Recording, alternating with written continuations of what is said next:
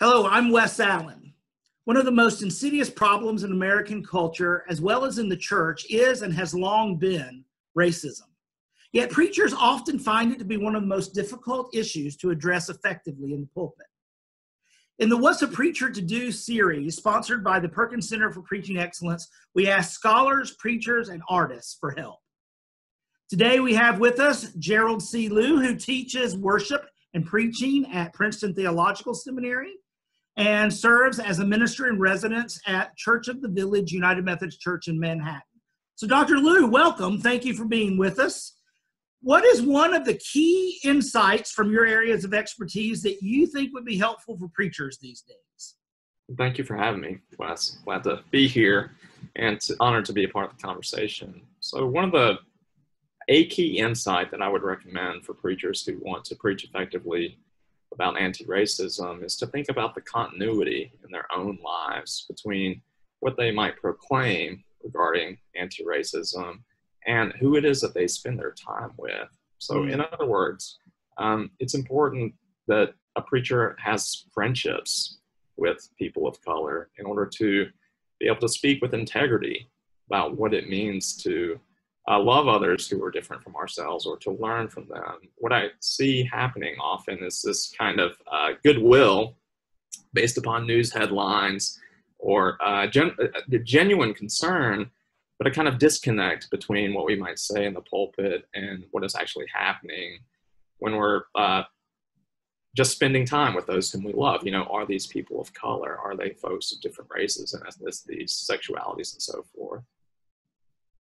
That seems to me very evident as we look around. Of course, it's hard to tell people how to expand their friendship circles and all, but certainly it means getting to the more diverse parts of life instead of just staying where your comfort zone is. It seems to me in the preaching moment itself, we might also need to get outside of our culture bubble and our own isolation, our worldview, and find ways of sort of expanding that circle. Are there ways you would advise doing that in the preparation of sermons? Yeah, and so here's the challenge, right? I think it's a primary or fundamental challenge in theological education, not just homiletic pedagogy, but that is, we're in the business of spreading a message of love, universal love. How do you teach someone how to love? Well, I can't teach someone that, but I have to accept the challenge of trying to think about how we put together sermons about deep love. This is an intellectual project. It's a political project. It's also a theological project. But I think maybe a kind of entry point for preachers is to think about Scripture. How from Genesis to Revelation, we have an arc, in my opinion, where it's a love of God expanding to include everyone. It begins with particular promises for particular people. There are stories of conquest and exclusion. There's extreme violence. You know, 1 Samuel 15 calls for genocide. But by Revelation 7:9, Jesus himself is no longer a person. He's a lamb.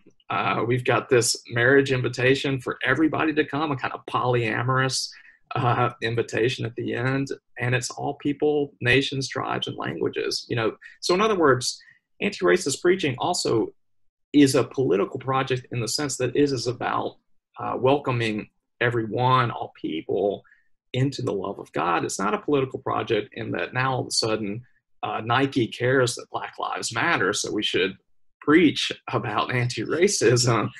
We should do this because it's coming out of our sense of call, and this is kind of a suture. Again, the Bible isn't chronological, obviously, but within the canon as we have it, there's this clear thread running from the first page to the last of a message that seeks to welcome all people in the name of God. Well, thank you so much for giving us just a little bit of your time. I hope all will stay tuned for more episodes in this series as we continue to affirm that Black Lives Matter and hopefully lead the church from the pulpit in creating a more just vision for the world. Thank you, Gerald. Thank you, Wes. Peace. See ya.